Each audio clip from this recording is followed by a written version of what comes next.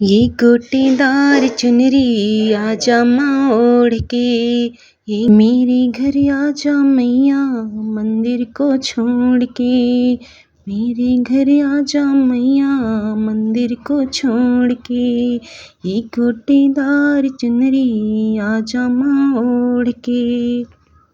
जय अम्बा मैया। तो माँ अम्बे सभी भक्तजनों पर, कथा सुनने पढ़ने वाले सभी पर अपना आशीर्वाद सदा सर्वदा बनाए रखें। तो प्रिय भक्तजनों, शुरू करते हैं आज की कथा। ऋषियों ने कहा, हे महाभाग सूत जी, हम लोगों ने श्रीमद् देवी भागवत महात्म्य में सुन लिया है और अब इस पुराण के श्रवण की विधि सुनना चाहते हैं। सूत जी बोले, हे मुनियों, अब आप लोग इस पुराण के श्रवण का विधान सुने, जिसे सुनने वाले मनुष्यों की समस्त कामनाएं सिद्ध हो जाती हैं। पुराण श्रवण के इच्छुक विद्वान मनुष्यों को चाहिए कि वह सर्वप्रथम ज्योतिषी को बुलाकर शुभ मुहूर्त निर्धारित कर लें। इसके लिए ज्येष्ठ मास से लेकर 6 महीने शुभ कारक होते हैं। हस्त, अश्विनी, मूल, पुष्प, रोहिणी, अनुराधा, मृगशिरा तथा श्रवण नक्षत्र पुण्यतिथि तथा शुभ दिनों में श्रीमद् देवी भागवत पुराण का श्रवण कल्याणकारी होता है। जिस नक्षत्र में बृहस्पति हो उसमें चंद्र मातक गिनने पर क्रमशः इस प्रकार फल होते हैं। 4 नक्षत्र तक धर्म प्राप्ति, पुनः 4 तक लक्ष्मी की प्राप्ति, इसके बाद 1 नक्षत्र कथा में सिद्धि प्रदान करने वाला, फिर 5 नक्षत्र परम सुख की प्राप्ति कराने वाला, बाद में 6 नक्षत्र पीड़ा करने वाले, इसके बाद 4 नक्षत्र राज भय उत्पन्न करने वाले और तत्पश्चात 3 नक्षत्र ज्ञान प्राप्ति में सहायक होते हैं। पुराण श्रवण के आरंभ में शिवोक्त चक्र का शोधन कर लेना चाहिए। देवी की प्रसन्नता के लिए इसे चारों नवरात्रों में सुनना चाहिए अथवा तिथि, वार और नक्षत्र पर सम्यक विचार करके यह पुराण अन्य मासों में भी सुना जा सकता है। विवाह आदि में जिस प्रकार उत्साहपूर्वक तैयारी की जाती है, उसी प्रकार नवाह यज्ञ के अवसर पर भी बुद्धिमान मनुष्यों को प्रयत्नपूर्वक सामग्री आदि की तैयारी करनी चाहिए। पाखंड तथा लोभ से रहित चतुर, उदार एवं देवी भक्त सुजनों को भी सहायक के रूप में लेना चाहिए। देश देश में भी यत्नपूर्वक यह संदेश भेजना चाहिए, हे कथानुरागी सज्जनों, यहाँ श्रीमद् देवी भागवत की कथा होने जा रही है, आप अवश्य पधारें। चाहे सूर्य की उपासना करने वाले हों, चाहे गणेश भक्त हों, चाहे शैव हों, चाहे वैष्णव तथा अथवा शक्ति के उपासक हों, सभी इस कथा के श्रवण के अधिकारी हैं, क्योंकि सभी देवता शक्ति के साथ ही रहते हैं। इसलिए श्रीमद् देवी भागवत की कथा रूपी सुधा के रसिक प्रेमी जनों को कथा श्रवण के लिए विशेष रूप से आना चाहिए। ब्राह्मण, क्षत्रिय, वैश्य, शूद्र, चारों वर्णों के स्त्री पुरुष एवं ब्रह्मचर्य, गृहस्थ, वानप्रस्थ, संन्यास, इन चारों आश्रमों में निरत मनुष्यों को चाहे सकाम भाव से अथवा निष्काम भाव से अवश्य ही इस कथा सुधा का पान करना चाहिए। जिन लोगों को पूरे 9 दिन तक कथा सुनने का अवकाश मिल सके, वे जब भी समय मिले तभी आ जाएं, क्योंकि यज्ञ में क्षण भर भी पहुंच जाना विशेष पुण्यदायक होता है। बड़ी नम्रता के साथ मनुष्यों को निमंत्रण देना चाहिए और आए हुए श्रोताओं के बैठने की भी समुचित प्रबंध करना चाहिए। विस्तृत भूमि में कथा प्रवचन का सुंदर स्थान बनाना चाहिए। उस स्थान की सफाई कराकर गोबर से लिपवा देना चाहिए। केले के स्तंभों से सुशोभित और ध्वज पताकाओं से अलंकृत एक सुरम्य मंडप का निर्माण करना चाहिए। उसके ऊपर सुंदर चांदनी लगा देनी चाहिए। कथावाचक का आसन दिव्य तथा सुकर अस्तर से युक्त होना चाहिए। उसे प्रयत्नपूर्वक पूर्वाभिमुख अथवा उत्तराभिमुख रखना चाहिए। कथा श्रवण के लिए आने वाले पुरुष तथा स्त्री श्रोताओं के लिए भी यथा योग्य पृथक पृथक आसनों की व्यवस्था करनी चाहिए। वक्त्र तत्व संपन्न संयमी शास्त्रज्ञ देवी की आराधना में तत्पर दयालु लोभहीन दक्ष तथा धैर्यशाली कथावाचक उत्तम माना जाता है। इसी प्रकार श्रोता भी ऐसा होना चाहिए जो ब्राह्मण सेवी देवभक्त कथा रस का पान करने वाला, उदार लोभ रहित, विनम्र और हिंसा आदि से रहित हो। पाखंडी लोभी, स्त्री स्वभाव, कामी, धर्म का दिखावा मात्र करने वाला, निष्ठुर तथा क्रोधी वक्ता देवी भागवत के नवाह यज्ञ में श्रेष्ठ नहीं माना जाता है। श्रोताओं की शंकाओं के निवारण हेतु कथावाचक के साथ एक ऐसा सहायक भी लगा देना चाहिए जो पंडित, गुणवान, शांत तथा श्रोताओं को समझाने में कुशल हो। कथा प्रारंभ होने के एक दिन पूर्व ही वक्ता एवं श्रोतागणों को क्षौर कर्म करा लेना चाहिए। तत्पश्चात अन्य नियमों का पालन करना चाहिए। उस दिन शौचादि से निवृत्त होकर अरुणोदय वेला में ही स्नान कर लेना चाहिए। संध्या तथा तर्पण आदि नित्य कर्म संक्षेप में ही करने चाहिए। तत्पश्चात कथा श्रवण का अधिकारी बनने के लिए गोदान करें और सब विघ्नों को दूर करने वाले श्री गणेश जी का सर्वप्रथम पूजन करें। कलश स्थापना करके वहाँ 10 दिक्पालों, बटुक, क्षेत्रपाल, सभी योगिनियों और मातृकाओं का भी पूजन करें। तुलसी, नवग्रह, विष्णु तथा शिव जी का पूजन करके नवार्च मंत्रों से जगदम्बा का पूजन करना चाहिए। तत्पश्चात सुंदर अक्षरों में लिखी हुई भगवती की वाणमयी मूर्ति स्वरूप श्रीमद् देवी भागवत पुस्तक की सभी उपचारों से विधिवत पूजा करके कथा की निर्विघ्न समाप्ति के लिए 5 विद्वान ब्राह्मणों का वरण करना चाहिए। उनसे निरंतर नवाण मंत्र का जप एवं दुर्गा सप्तशती का पाठ कराना चाहिए। अंत में प्रदक्षिणा तथा नमस्कार के बाद इस प्रकार स्तुति करें कि हे कात्यायनी, हे महामाये, हे भुवनेश्वरी, हे कृपामय, हे भवानी, मैं संसार सागर में डूब रहा हूँ, मेरा उद्धार कीजिए। तथा हे ब्रह्मा विष्णु महेश से पूजनीय माता जगदम्बिके, मेरे ऊपर प्रसन्न होइए। हे देवी, आप मुझे मनोवांछित वर प्रदान कीजिए। आपको बारंबार प्रणाम है। इस प्रकार प्रार्थना करके स्वच्छित होकर कथा सुने। उस समय संयतचित्त होकर वक्ताओं को साक्षात व्यास समझकर विधिवत उनकी पूजा करें और वस्त्राभूषण तथा माला आदि पहनाकर उनसे प्रार्थना करें। समस्त शास्त्र तथा पुराण ऐतिहासिक के ज्ञाता व्यास जी, आपको नमस्कार है। आप कथा रूपी चंद्रमा की ज्योति से हमारे अंतःकरण के अंधकार समूहों को नष्ट कीजिए। इसके बाद नवाह के नियमों का व्रत लें और ब्राह्मणों को यथाशक्ति पूजन करके उन्हें पहले यथास्थान बैठा दें। तत्पश्चात स्वयं भी अपने आसन पर बैठ जाएं।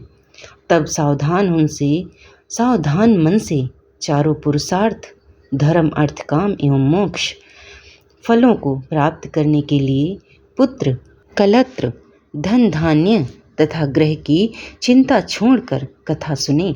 विद्वान वक्ताओं को चाहिए कि वह सूर्योदय से आरंभ करके पुनः दोपहर में 2 घड़ी विश्राम करके सूर्यास्त के कुछ समय पहले तक कथा वाचन करें।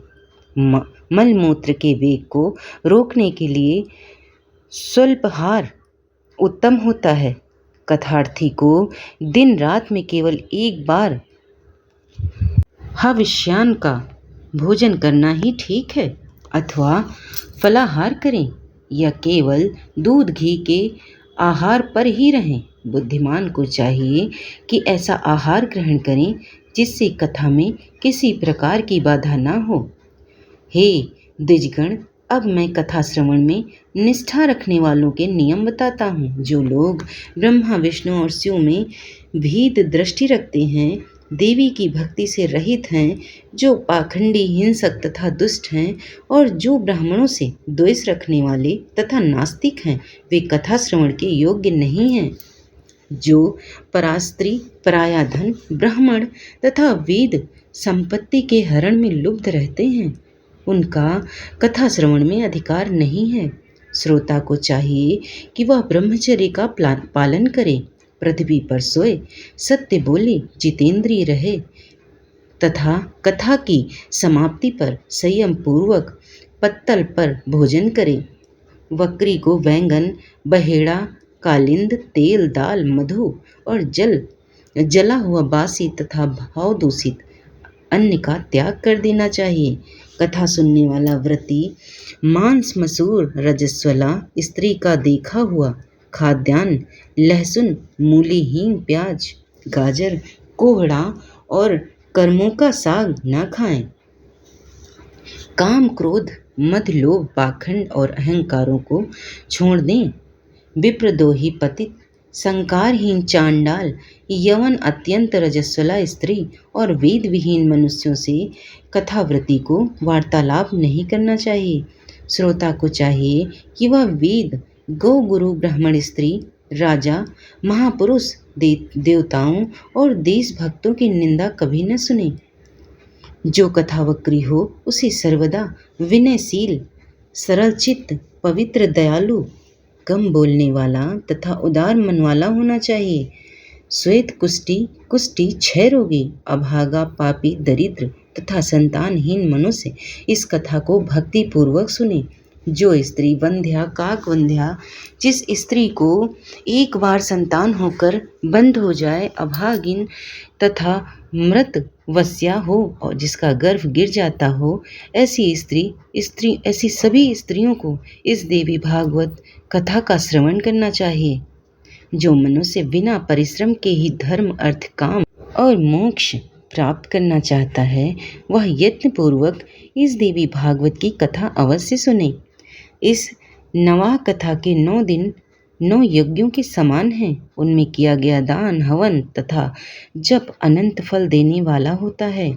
इस प्रकार नवाह व्रत करके उसका उद्यापन करना चाहिए। फली की कामना करने वाले पुरुषों को महाअष्टमी के व्रत के महा उद्यापन की भांति नवाह व्रत का भी उद्यापन करना चाहिए। निष्काम व्यक्ति कथा के श्रवण से पवित्र होकर मुक्ति पा जाते हैं, क्योंकि परा भगवती मनुष्यों को भोग और मोक्ष सब कुछ देने वाली हैं। पुस्तक और कथावाचक दोनों की प्रतिदिन पूजा करनी चाहिए और वक्ता द्वारा कि दिया हुआ प्रसाद भक्ति पूर्वक ग्रहण करना चाहिए। नवाह यज्ञ में जो श्रोता नित्य कुमारी कन्याओं, सुहागिन स्त्रियों तथा ब्राह्मणों को भोजन कराता है तथा उनसे प्रार्थना करता है, उसकी कार्य सिद्धि अवश्य हो जाती है, इसमें संदेह नहीं है। सभी त्रुटियों की शांति के निमित्त कथा समाप्ति के दिन गायत्री सहस्त्रनाम अथवा विष्णु सहस्त्रनाम का पाठ करना चाहिए, जिनके स्मरण तथा नाम कीर्तन से तप, यज्ञ, क्रिया आदि में न्यूनता समाप्त हो जाती है। उन विष्णु भगवान का नाम कीर्तन करना चाहिए। कथा समाप्ति के दिन दुर्गा सप्तशती के मंत्रों से अथवा देवी महात्म्य के मूल पाठ से या नवाण मंत्र से होम करना चाहिए अथवा घृत सहित पायस द्वारा गायत्री मंत्र का उच्चारण करके हवन करें, क्योंकि यह श्रीमद् देवी भागवत पुराण गायत्री में कहा गया है। कथावाचकों को वस्त्र, भूषण, धन आदि के द्वारा संतुष्ट करें, क्योंकि कथावाचक के प्रसन्न होने पर सभी देवता उस पर प्रसन्न हो जाते हैं। श्रद्धापूर्वक ब्राह्मणों को भोजन कराएं और नाना विधि दक्षिणाओं से उन्हें संतुष्ट करें, क्योंकि वे विप्र पृथ्वी पर देवता के स्वरूप हैं। उनके संतुष्ट होने पर वांछित फल प्राप्त होता है। सुहागिन स्त्रियों तथा कुंवारी कन्याओं को साक्षात देवी समझकर उन्हें भोजन कराएं और उन्हें दक्षिणा देकर अपने मनोरथ की सिद्धि के लिए प्रार्थना करें। सुवर्ण दूध देने वाली गौ, हाथी, घोड़े आदि और भूमिका दान करना चाहिए, क्योंकि उसका अक्षय फल होता है। सुंदर अक्षरों में लिखी देवी भागवत की पुस्तकों को रेशमी वस्त्रों में लपेटकर उसे सुवर्ण निर्मित सिंहासन पर रखकर अष्टमी या नवमी तिथि को विधि पूर्वक कथावाचकों को दान करना चाहिए। ऐसा करने से वह इस संसार में सभी सुखों को भोग कर अंत में दुर्लभ मोक्ष प्राप्त करता है।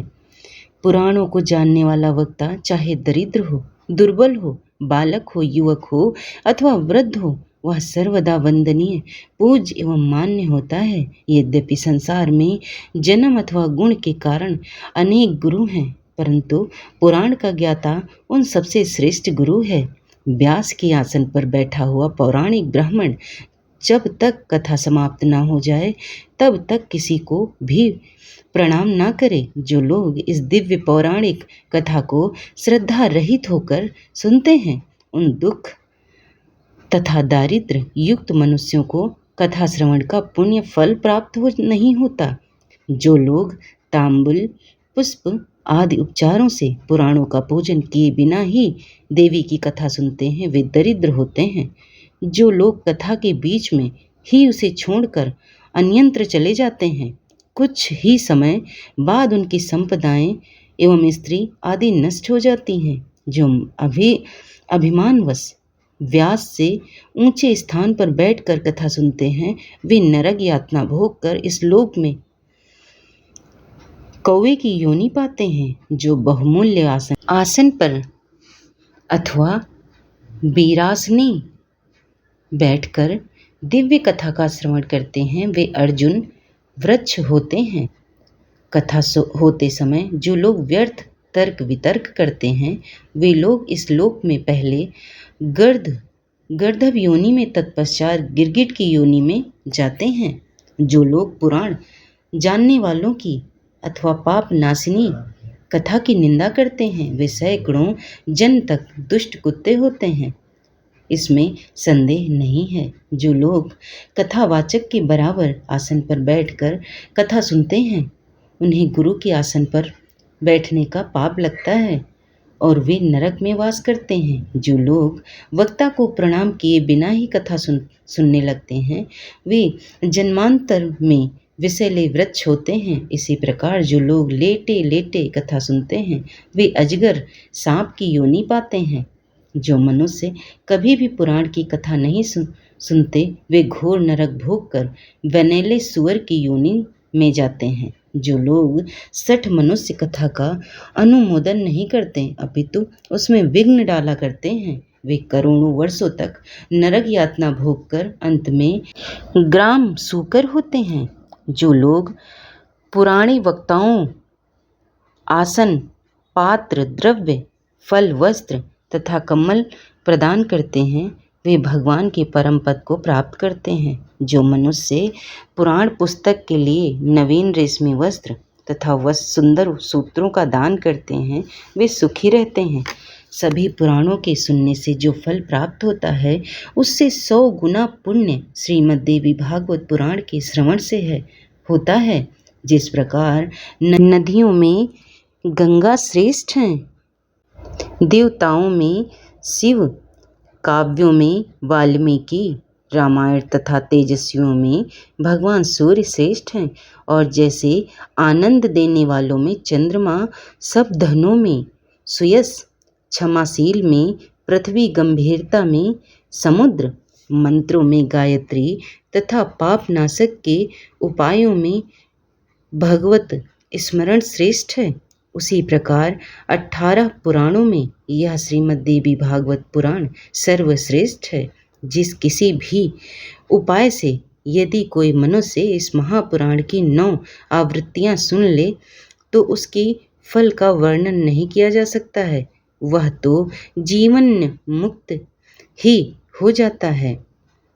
किसी शत्रु राजा से भव होने पर, महामारी के समय अकाल पड़ने पर तथा राष्ट्र भंग के अवसर पर उसकी शांति के लिए यह पुराण सुनना चाहिए। हे विप्रो, भूत प्रेतादि के शमन के लिए, शत्रु से राज्य प्राप्त करने के लिए और पुत्र प्राप्ति के लिए श्रीमद् देवी भागवत पुराण श्रवण करना चाहिए। जो देवी भागवत के आधे श्लोक या चौथाई श्लोकों को भी प्रतिदिन सुनता या पढ़ता है, वह परम गति को प्राप्त होता है। स्वयं भगवती जगदम्बा ने इस पुराण को सर्वप्रथम केवल आधे श्लोक में ही प्रकाशित किया। वही बाद में प्रति शिष्यों के द्वारा देवी भागवत के रूप में विस्तृत कर दिया गया है। गायत्री से बढ़कर न कोई धर्म है, न तप है, न कोई देवता है और न कोई मंत्र है। भगवती अपना गुणगान करने वाले की रक्षा करती हैं। इसी कारण से उन्हें गायत्री कहा जाता है। हे भगवती गायत्री इस पुराण में अपनी रहस्यों सहित विराजती हैं। अतः भगवती को प्रसन्न करने वाले इस देवी भागवत की 16वीं कला के समान भी अन्य महापुराण नहीं हो सकते हैं। श्रीमद् देवी भागवत पुराण अत्यंत निर्मल है, जो ब्राह्मणों का अमूल धन है और जिसमें स्वयं धर्मपुत्र नारायण ने पवित्र धर्म का वर्णन किया है। इसमें गायत्री देवी का रहस्य एवं मणि दीपिका सम्यक वर्णन किया गया है। साथ ही इसमें हिमालय की प्रति स्वयं भगवती द्वारा कही गई देवी गीता विद्यमान है। इस कारण हे विप्रो, इस महापुराण के सदृश दूसरा कोई उत्तम पुराण लोक में नहीं है। अतः आप लोग सदा इस श्रीमद् देवी भागवत का भली भांति सेवन करें, जिनके संपूर्ण प्रभावों को ब्रह्मा विष्णु शिव तथा भगवान शेष भी भली भांति नहीं जान सकते, जबकि वे उन्हीं के अंशज भी हैं। तब दूसरे देवता उन्हें कैसे जान सकेंगे। उन भगवती जगदम्बिका को मेरा निरंतर प्रणाम है, जिनके चरण कमलों की धूलि पाकर ब्रह्मा समस्त संसार की रचना करते हैं। भगवान विष्णु निरंतर पालन करते हैं और रुद्र संहार करते हैं। दूसरे किसी उपाय से वे अपना अपना कार्य करने में समर्थ नहीं हो सकते। ऐसी उन भगवती जगदम्बिका को मेरा सतत प्रणाम है। अमृत सागर के तट पर कल्प वृक्ष को वाटिका से सुशोभित मणिद्वीप में स्थित बहुवर्ण चित्रित चिंता मणिमय भवन में तथा परम शिव के हृदय में विराजमान रहने वाली और मंद मंद मुस्कान युक्त मुखमंडल वाली जगदम्बा का ध्यान करके मनुष्य सांसारिक सुखों का उपभोग करता है और अंत में निश्चय ही मोक्ष प्राप्त करता है। इस प्रकार ब्रह्मा विष्णु शिव इंद्र आदि देवताओं एवं समस्त महर्षियों द्वारा पूजित मणि द्वीप निशानी वे भगवती संसार का कल्याण करती हैं। अब आगे की कथा में सुनते हैं महर्षि शौनक जी ने सूत जी से श्रीमद् देवी भागवत पुराण सुनने की प्रार्थना किस तरह की। जो सर्व चेतना स्वरूपा आदिशक्ति तथा ब्रह्मा विद्या स्वरूपिणी भगवती जगदम्बा हैं, उनका हम ध्यान करते हैं। वे हमारी बुद्धि को प्रेरणा प्रदान करें। शौनक बोले, हे पुरुषों में श्रेष्ठ तथा भाग्यवान सूत जी, आप धन्य हैं, क्योंकि संसार में अत्यंत दुर्लभ पुराण संहिताओं का आपने भली भांति अध्ययन किया है। हे पुण्यात्मन, हे मानद, आपने कृष्ण दैपायन व्यास चरित 18 महापुराणों का सम्यक अध्ययन किया है, जो पंच लक्षणों से युक्त तथा गूढ़ रहस्यों से समन्वित है और जिनका आपने सत्यवती पुत्र व्यास जी से ज्ञान प्राप्त किया है। हमारे पुण्य से ही आप इस उत्तम मुनियों के निवास योग्य दिव्य पुण्यप्रद तथा कलि के दोषों से रहित क्षेत्र में पधारे हुए हैं। हे सूत जी, मुनियों का यह समुदाय परम पुण्यदायिनी पुराण संहिता का श्रवण करना चाहता है। अतः आप समाहित चित्त होकर हम लोगों से उसका वर्णन कीजिए। हे सर्वज्ञ, आप तीनों तापों दैहिक दैविक भौतिक से रहित होकर दीर्घजीवी हों। हे महाभाग, ब्रह्मा प्रतिपादक देवी भागवत पुराण का वर्णन करें। हे सूत जी, जो मनुष्य श्रवणेन्द्रिय युक्त होते हुए भी केवल जिह्वा के स्वाद में लगे रहते हैं और पुराणों की कथाएं नहीं सुनते, वे निश्चित ही अभागे हैं। जैसे पैस के स्वाद से जिह्वा को आहत होता है, वैसे विद्वान जनों के वचनों से कर्णेंद्रियों को आनंद प्राप्त होता है। जब कर्णहीन सर्प भी मधुर ध्वनि सुनकर मोहित हो जाते हैं, तब भला कर्णयुक्त मानव यदि कथा नहीं सुनते तो उन्हें बधिर क्यों न कहा जाए। अंत में सौम्य समाहित चित्त होकर कथा सुनने की इच्छा से भी सभी द्विजगण कलिकाल के भय से पीड़ित हों इस नैमिषारण्य में उपस्थित हैं। जिस किसी प्रकार से समय तो बीतता ही रहता है, किंतु मूर्खों का समय व्यर्थ दुर्व्यसनों में बीतता है और विद्वानों का समय शास्त्र चिंतन में जाता है। शास्त्र भी विचित्र प्रकार के तर्क वितर्क से युक्त हैं। पुराण 3 प्रकार के तथा शास्त्र विविध प्रकार के हैं, जो नानाविध वाद विवाद तथा छल प्रपंच से युक्त हैं और अहंकार तथा अमरस उत्पन्न करने वाले हैं। वे अनेक अर्थवाद तथा हेतुवाद से युक्त और बहुत विस्तार वाले हैं। उन शास्त्रों में वेदांत शास्त्र सात्विक, मीमांसा राजस तथा न्याय शास्त्र तामस कहा गया है, क्योंकि वह हेतुवाद से परिपूर्ण है। इसी प्रकार हे सौम्य, आपके द्वारा कहे गए पुराण कथा भेद से 3 गुणों वाले तथा 5 लक्षणों से समन्वित है। आपने यह भी बताया कि उन पुराणों में यह श्रीमद् देवी भागवत 5वां पुराण है, पवित्र है, वेद के समान और सभी लक्षणों से युक्त है। उस समय आपने प्रसंगवश अत्यंत अद्भुत मुमुक्ष जनों के लिए मुक्तिप्रद मनोरथ पूर्ण करने वाले, धर्म में रुचि उत्पन्न करने वाले जिस पुराण को संक्षेप में कहा था, उस उत्तम पुराण को विस्तार पूर्वक कहिए। उस समय दिव्य तथा कल्याणमय श्रीमद् देवी भागवत पुराण को हम सभी द्विजगण आदरपूर्वक सुनने की इच्छा रखते हैं।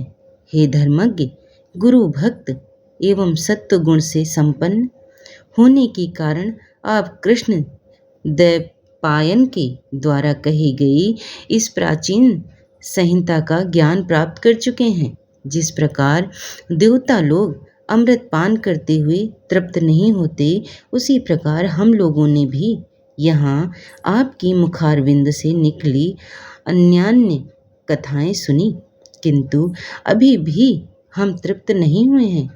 हे सूत जी, उस अमृत को धिक्कार है जिसके पीने से कभी मुक्ति नहीं मिलती, परंतु इस भागवत रूपी कथा सुधा के पान से तो मनुष्य शीघ्र ही भव संकट से मुक्त हो जाता है।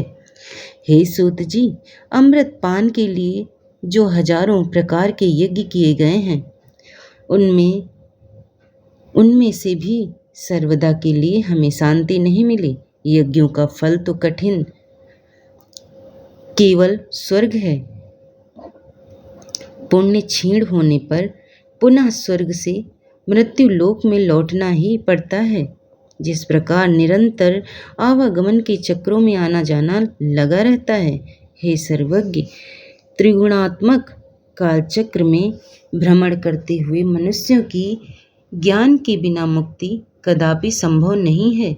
इसलिए सब प्रकार के रसों से परिपूर्ण तथा पुण्यप्रद श्रीमद् देवी भागवत पुराण कहिए, जो पवित्र, मुक्तिदायक, गोपनीय, मुमुक्ष जनों को सर्वदा प्रिय है। तो प्रिय भक्तजनों, आज की कथा यहीं पर समाप्त होती है, और अगर अच्छी लगी तो चैनल को लाइक शेयर सब्सक्राइब ज़रूर कर लेना और एक छोटा सा कमेंट जय माता दी ज़रूर लिख दीजिएगा। धन्यवाद।